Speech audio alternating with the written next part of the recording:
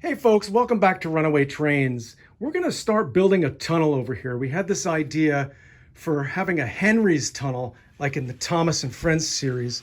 So we kind of extended our table here by adding a little bit of section of wood here because we're going to kind of build up a bit of a mountain there, and it's going to kind of come around.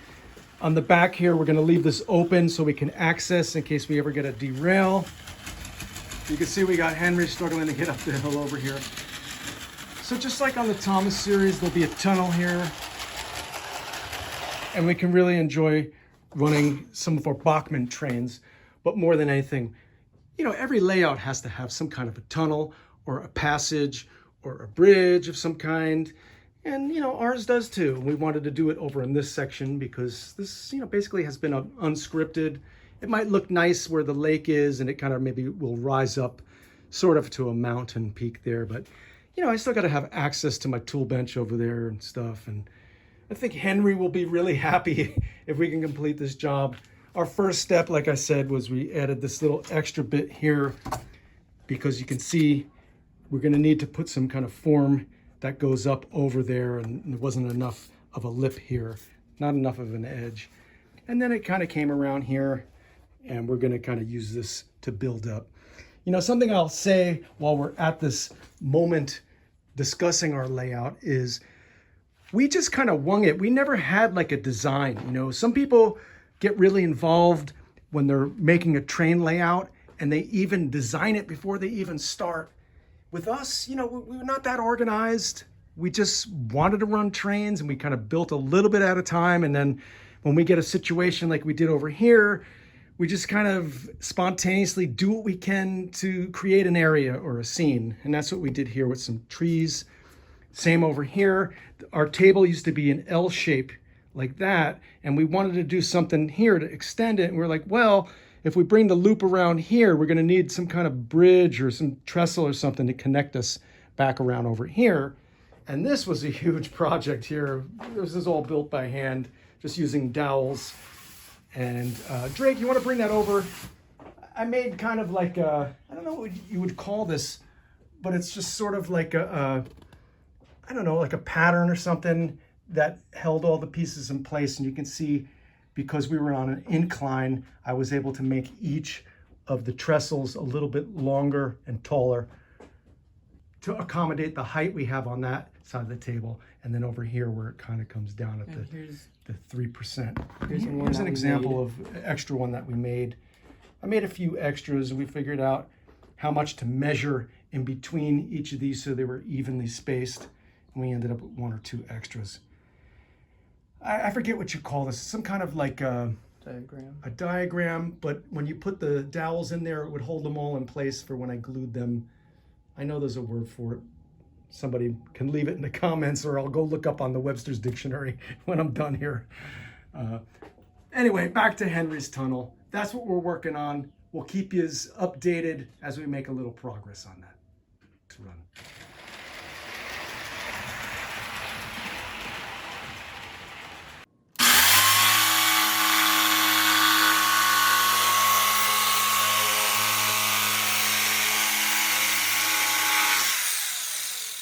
We're just going to update you guys on the tunnel that we're building here. You can kind of see what our process is. You see we're using styrofoam, a strip of wood there to just kind of strengthen it, and aluminum foil that we're painting with this camouflage color, which is kind of like a darker sand color, and then a strip of lightly sprayed black paint to symbolize the smoke and the soot that accumulates in there. You can see that's just foil, and it's, you bend it and do however you want to shape it. And Drake, let's get a little light in there. You can kind of see how it's sort of starting to look on the inside. It looks good, I'm pretty happy about that. And why don't you go around the other side, like you were saying? He's going to shine a light through the other side there. And while he's doing that, I'll tell you a little bit about what we have here. These are just about 1 inch thick styrofoam that we cut, and we measured it so it left plenty of room for the trains to go through and to turn inside without hitting the sides. And then those go over there like ribs, and then we take the foil and put it inside and just kind of mold it to how we want the interior to look in the roof. And you got a little like, yeah, there you go. I can kind of see how the walls really look sculpted. They kind of like blasted through with dynamite to make the tunnel. And that's our update. We've got partially done on this side. It's going to go around there. The center section here is going to be kind of left open. You won't see it from the front when the hillside is applied, but it'll be open in the back in case we get a derailment inside there. We can always reach in and grab the train, pull it out. Our tunnel, you can kind of see where I painted the roadbed a little darker over there for the interior of the tunnel. So trains are going to kind of make their way across the girder bridge, go right into the tunnel, come around here, and then they'll exit right there to only go over the bridge here and back out onto the main part of the layout there. So that's our update, folks. We'll see you shortly. Welcome back to Runaway Trains. We're going to do a little update here to show you the progress we're making on our tunnel. We had begun on this end and we're working our way around over there. You can kind of see what we were doing here. You know, I had used some styrofoam, and I had one of those styrofoam heating elements that you use to, you know, slice real thin bits of styrofoam, and I kind of started doing that. It was very tedious, which I was going to use after we applied the foil. I was doing strips of styrofoam. Yeah, thanks, Drake. This is what I'm talking about. I had one of these styrofoam cutters. You could see really thin bit of wire that goes across. It gets hot and it melts right through the styrofoam, so you can kind of shape it. And then I was taking these strips and kind of molding them, bending them to shape. You can kind of see how they bend a little bit because they were thin enough. But I don't know, I just found it tedious working that way. And then we came up with this idea to just cut strips of cardboard off of a cereal box, or what was this, like a, you know, plastic wrap or something here. Anybody in the mood for a pretzel? But then we started doing that here, and I like the way that these work a little bit better to reinforce the aluminum foil that we used for the interior of the tunnel. You can kind of see how it looks on the inside there, where we had painted with a earthier color and then a little bit of black paint to kind of create some soot. And that's what it kind of looks like inside the tunnel. And then we're just going through and kind of maybe filling up some of those spaces. When you go around on the outside here and we end up covering that up, you'll see it'll still be dark in there. I'm just putting my hand over that little crack there and kind of covering up the light. And then when we finish reinforcing this, we're going to end up building out sort of a hillside into that, kind of like what we did here. And I just used like paper and layered up glue and paint, and then put some of that Woodland Scenics sort of grassy, I don't know what you call it. It's like a grass mixture and some rocks and stuff. We're going to kind of use that same idea to continue up, create a hillside that comes up and maybe, you know, sweeps, and then maybe sweeps down into this sort of area here going up. We also had this idea that on this shelf here, this was going to be our little N gauge Skarloey Railway from the Thomas series, and it was going to come around down to the end here. But when I look and I see how little clearance there is here, I thought, well, what if we just build the mountain up to the top here, or maybe just below that, and then when the Skarloey train comes in and it gets down towards the end of this line here, it can kind of go inside the mountain, and then we leave this end open like we're doing here in case we need to reach in to fix a derailed train.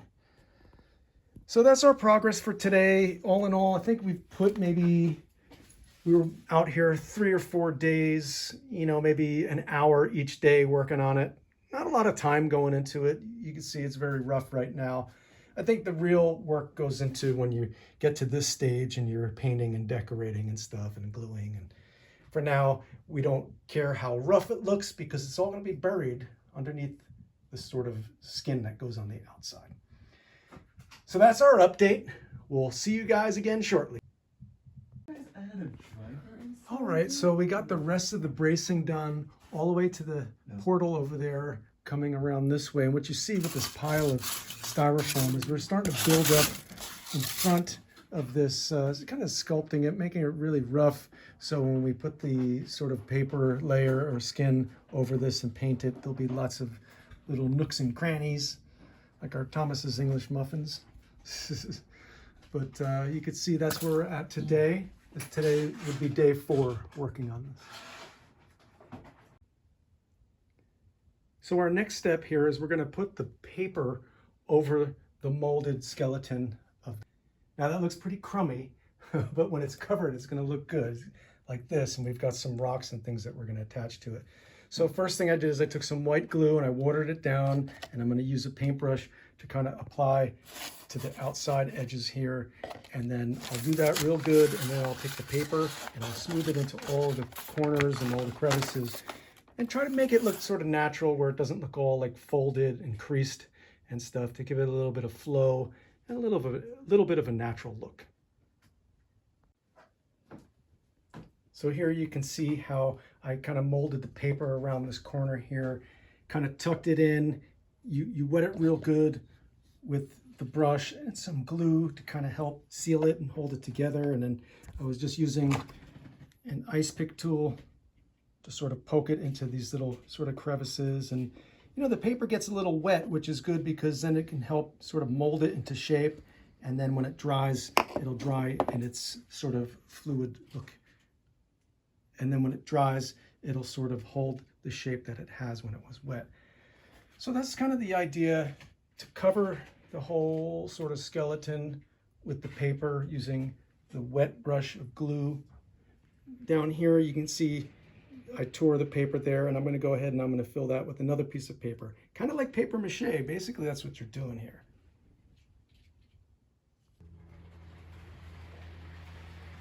All right, well, there's kind of like the freshly applied paper.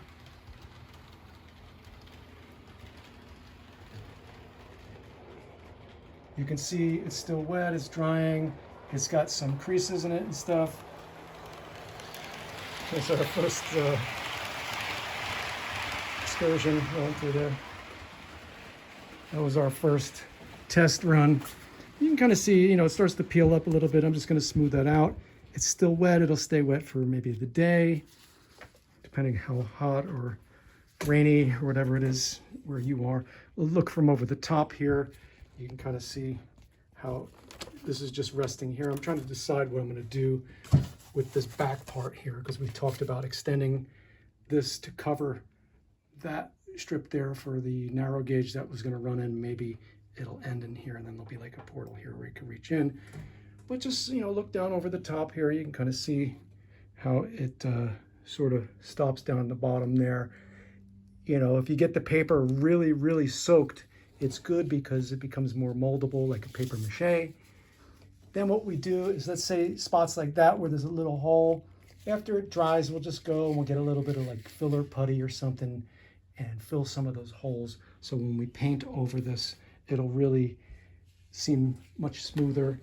If we have any big spots that we can't fill that are more difficult, then that's where the shrubbery and some of the Woodland Scenics products that we're going to use will come in handy to fill in those spots.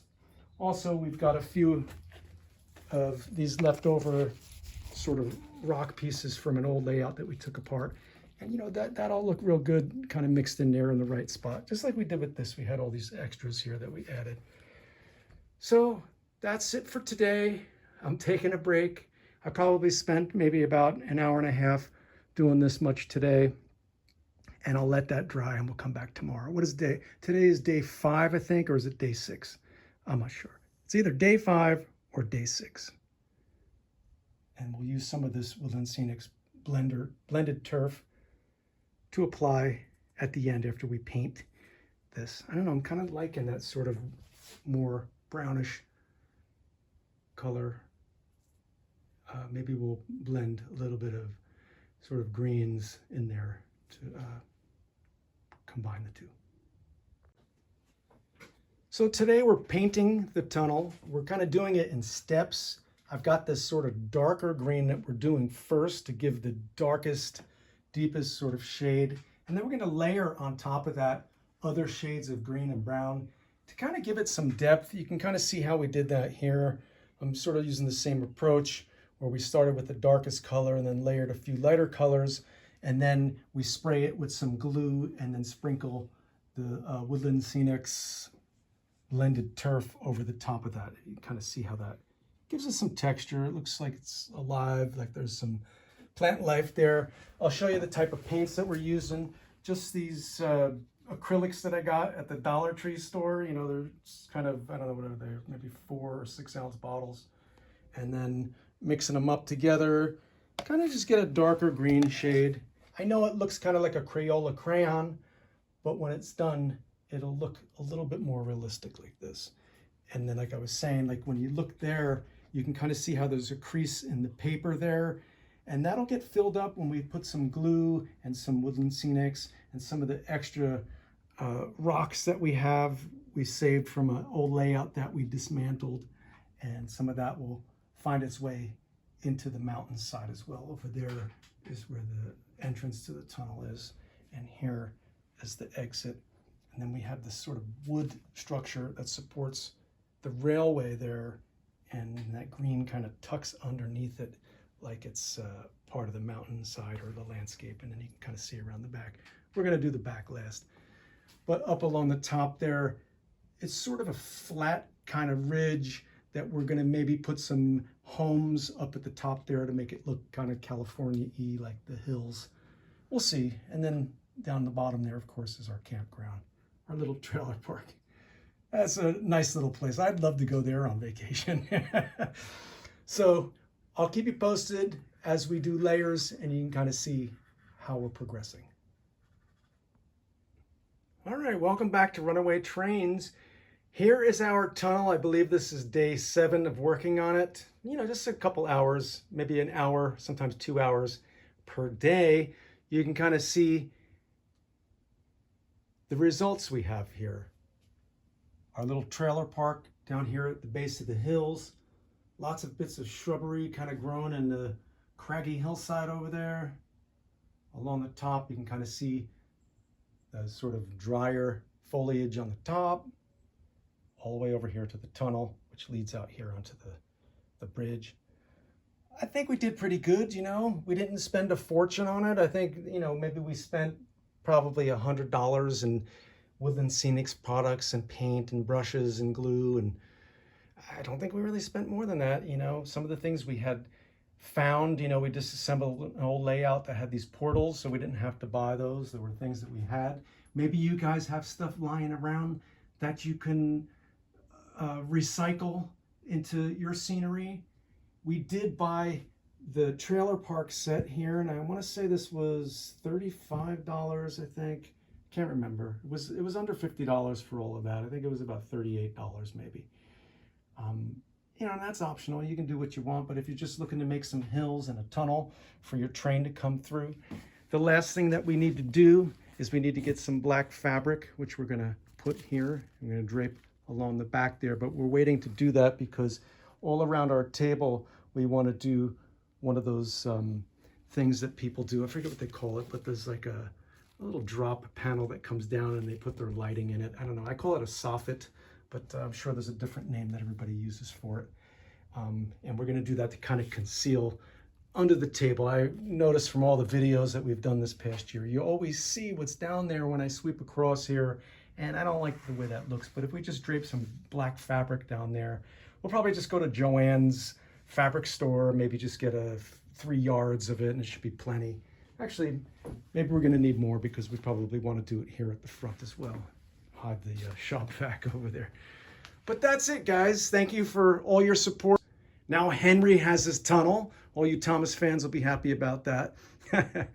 And I hope maybe if you look at the tutorial, it'll inspire you guys to do the same on your home layout.